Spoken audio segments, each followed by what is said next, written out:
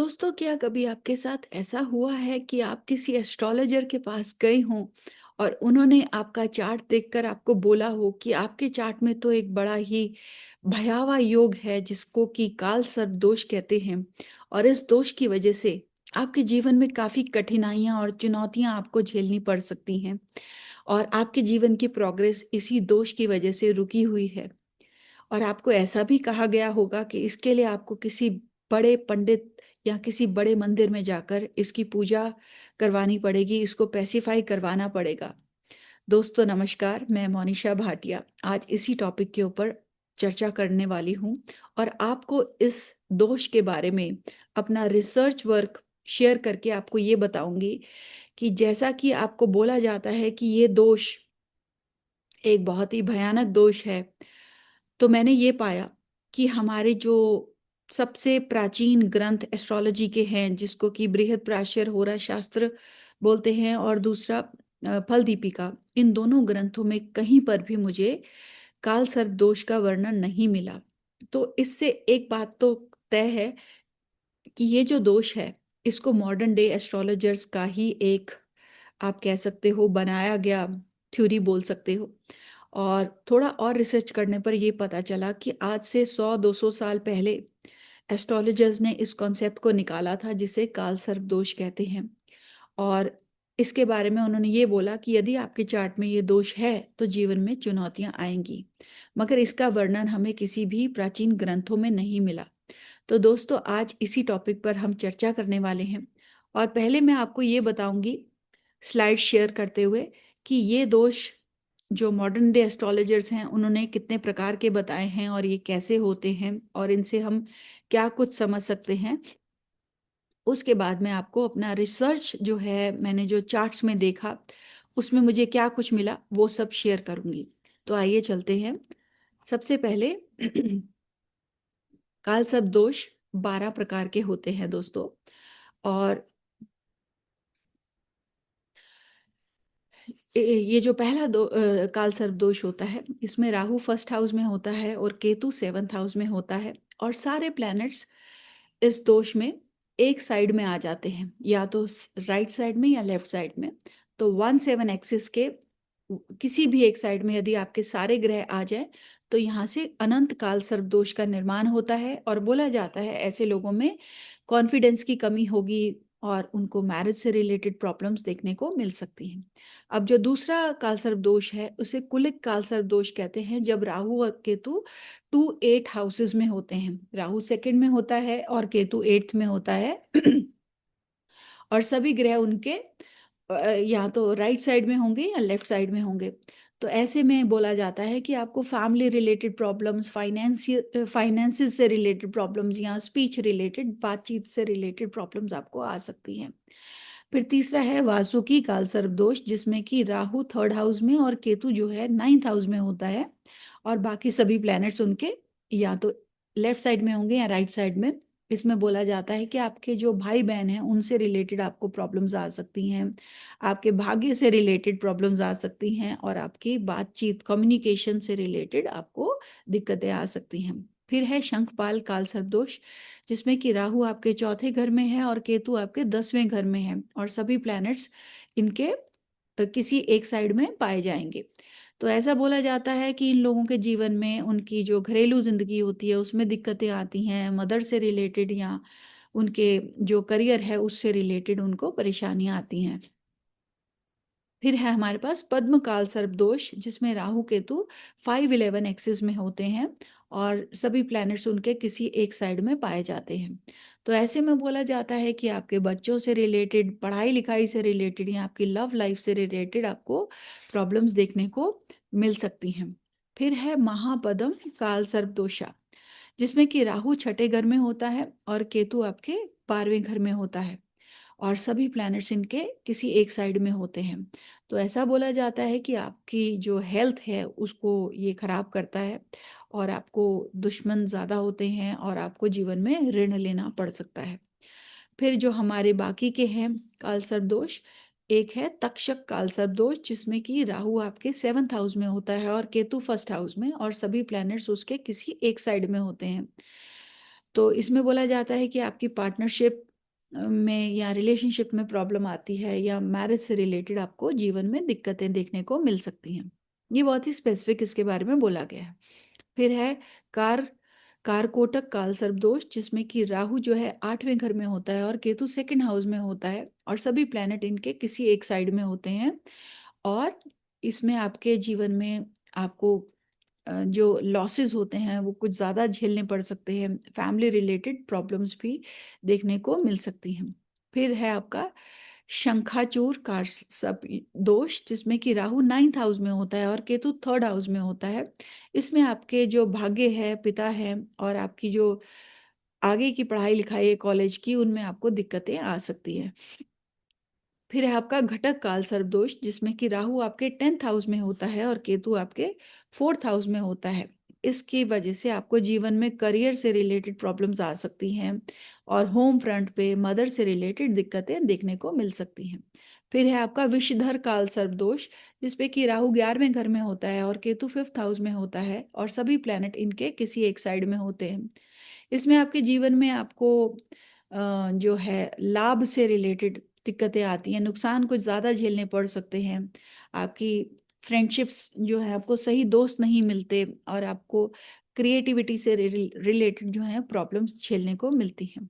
फिर जो 12वें किस्म का दोष है, जिसको कहते हैं शेषनाग काल सर्प दोष, जिसमें राहु आपके 12वें घर में होता है और केतु आपके 6ठे घर में होता है और सभी प्लैनेट इनके किसी एक साइड में होते हैं। इसमें आपके जो है खर्चे ज़्यादा बढ़ा देता है, शत्रु भी ज़्यादा होंगे और स्पिरिचुअलिटी से रिलेटेड, अध्यात्म से रिलेटेड आपको दिक्कतें देखने को मिल सकती हैं। तो दोस्तों, ये तो हमारे मॉडर्न डे एस्ट्रोलॉजर्स ने कालसर्प दोष के बारे में हमें बताया। अब क्या वाक़ई में ऐसी सब चीज़ें उन लोगों के जीवन में हुई जिनके चार्ट्स में कालसर्प दोष है? तो मैंने कुछ एग्ज़ाम्पल्स आपके लिए चुने हैं जिनको हम डिस्कस करेंगे। ये वेल नोन लोगों के हैं जिनको हम सभी जानते हैं। और फिर हम देखेंगे कि क्या वाक़ई में इनके जीवन में ये सब चीज़ें हुई। दोस्तों, पहला एग्ज़ाम्पल है स्मिता पाटिल का, जो कि आप सभी जानते हैं कि बॉलीवुड की एक जानी-मानी एक एक्ट्रेस रही हैं और काफ़ी उनकी एक्टिंग के लिए उनको प्रशंसा की जाती थी, बोला जाता था कि बहुत अच्छी एक एक्ट्रेस है। तो दोस्तों, इनके जीवन में भी आप देखेंगे इनके चार्ट में काल सर्प दोष है, राहु केतु 3-9 एक्सिस में है। तो इसके हिसाब से तो इनको कम्युनिकेशन में प्रॉब्लम होनी चाहिए थी, तो फिर ये इतनी अच्छी एक्ट्रेस कैसे हुई? और इस दोष के हिसाब से तो इनका भाग्य भी ठीक नहीं होना चाहिए था और इनके फादर से रिलेटेड भी दिक्कतें होनी चाहिए थी, मगर ऐसा कुछ भी नहीं हुआ। इनके अपने फादर से काफ़ी अच्छी बॉन्डिंग रही और इनके जो फादर जी हैं वो एक बहुत अच्छे पॉलिटिशियन हैं, मदर एक सोशल वर्कर है। तो इनके जीवन में ट्रेजेडी ये हुई कि इनका जब पहला बच्चा इन्होंने जन्म दिया तो उसके जन्म के कुछ ही दिनों बाद इनका स्वर्गवास हो गया। एक इसमें उनकी जो एज थी वो काफ़ी कम थी, एट द एज ऑफ 31 इनकी डेथ हो गई। तो ये ज़रूर कालसर्प दोष की वजह से हुआ, मगर चुनौतियाँ इनके जीवन में इनको ऐसी कोई नहीं आई। इन्होंने काफ़ी अच्छी प्रोग्रेस की और काफ़ी जानी-मानी एक्ट्रेस रही हैं। तो यहाँ पर हमने ये पाया कि इस दोष की वजह से चुनौतियाँ तो नहीं आई, मगर हाँ, आयु में ज़रूर उसने क्षति पहुँचाई। दूसरा एग्ज़ाम्पल हमारे पास है धीरूभाई अंबानी जी का, जो कि एक जानी-मानी हस्ती रहे हैं।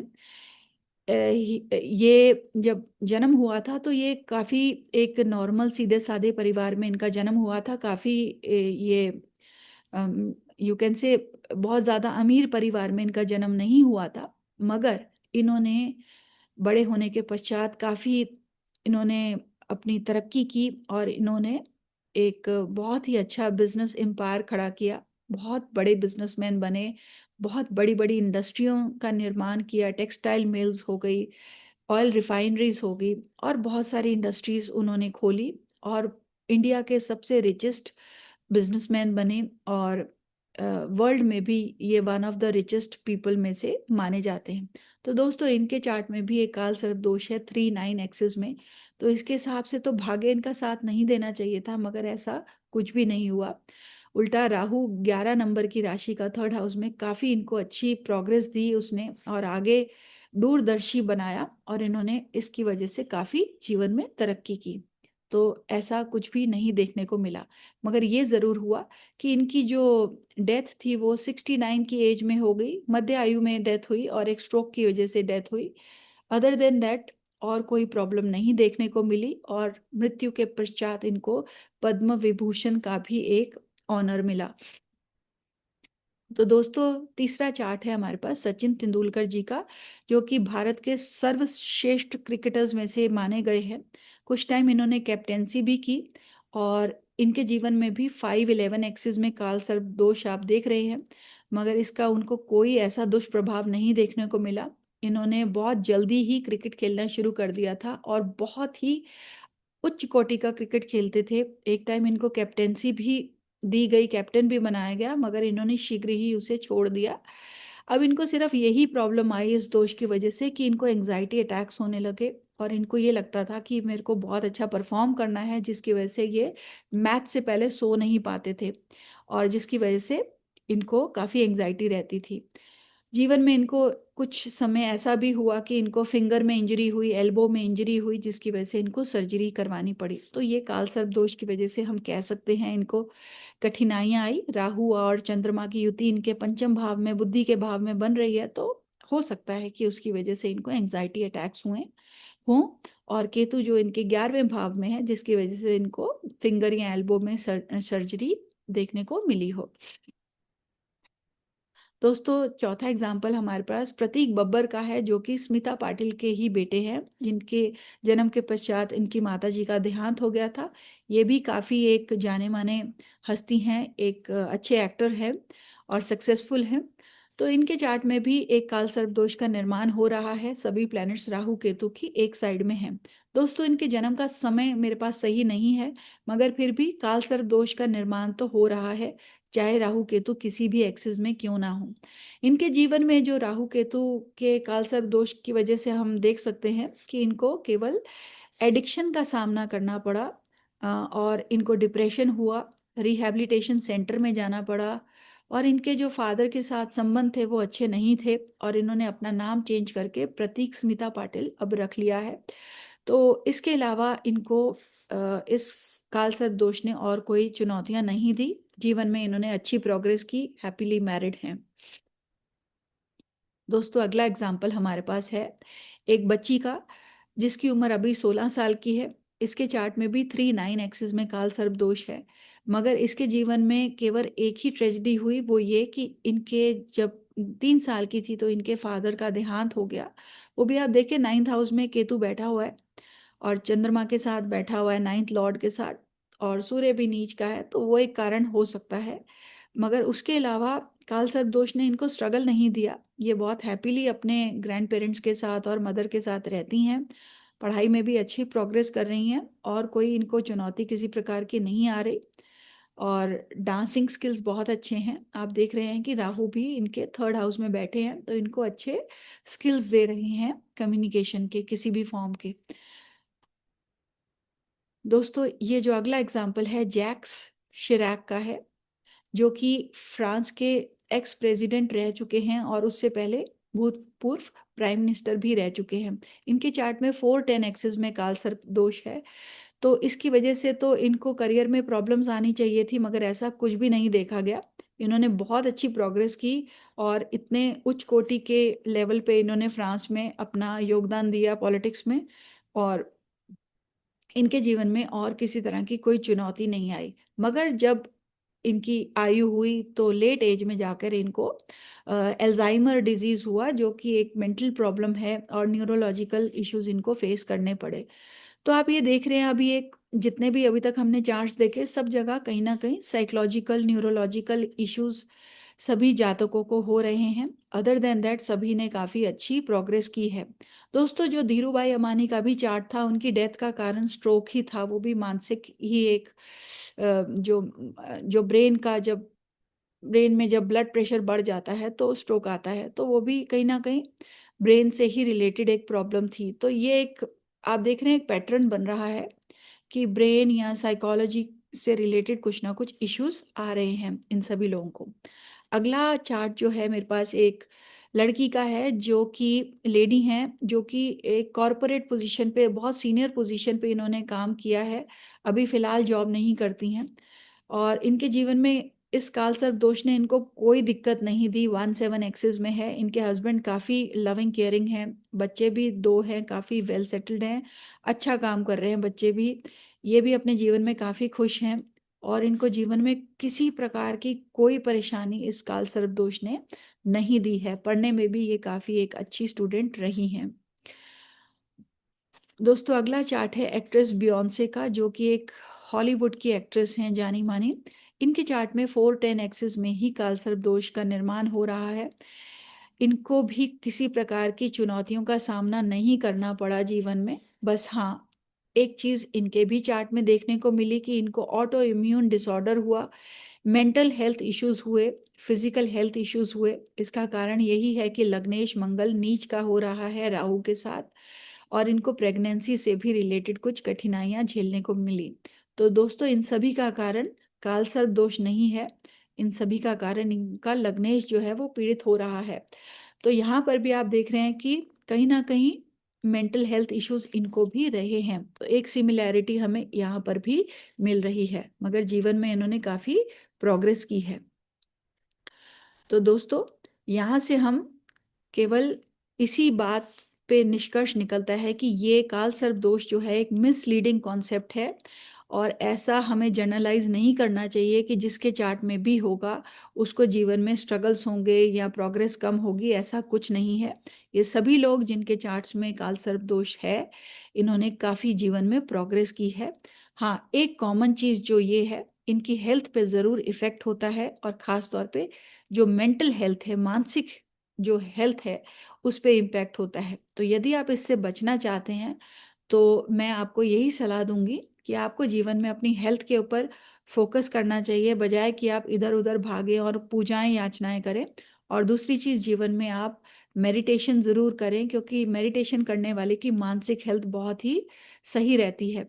तो योगा करें, मेडिटेशंस करें और अपनी हेल्थ का पूरा अच्छे से ध्यान रखें, तो आपको ये दोष किसी भी प्रकार से कठिनाई नहीं देगा और आपको जीवन में काफ़ी आगे लेकर जाने में सक्षम है। तो इसी के साथ इस वीडियो का समापन करती हूँ। आशा करती हूँ कि आपको इस वीडियो से कुछ ना कुछ ज़रूर सीखने को मिला होगा। धन्यवाद।